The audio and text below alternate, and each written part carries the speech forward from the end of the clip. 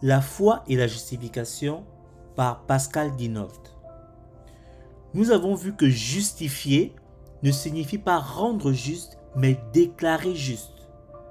Maintenant que nous avons vu comment Dieu justifie les pécheurs tout en demeurant juste, il faut se demander qui sont les pécheurs que Dieu justifie. Sachez mes bien-aimés que Dieu justifie uniquement les croyants.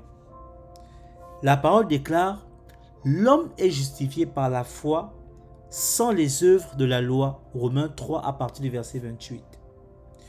Dieu ne déclare juste aucun homme sur la base de son obéissance ou de ses bonnes œuvres, mais Dieu déclare juste tous ceux qui croient en Jésus-Christ.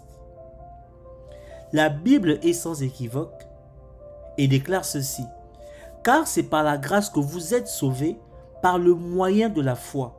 Et cela ne vient pas de vous, c'est le don de Dieu.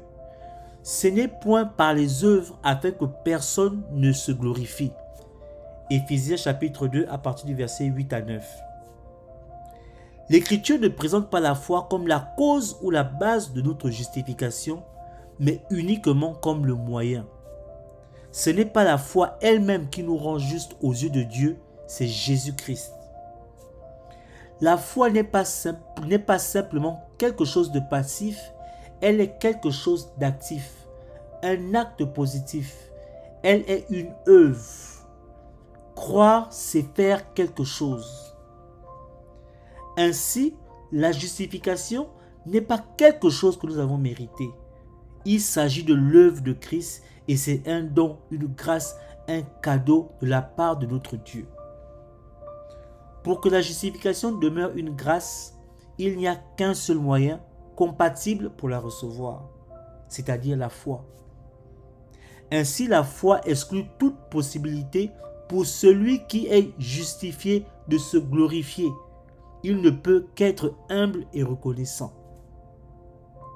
La parole lui déclare dans Romains 3 à partir du verset 27. Où est donc le sujet de se glorifier?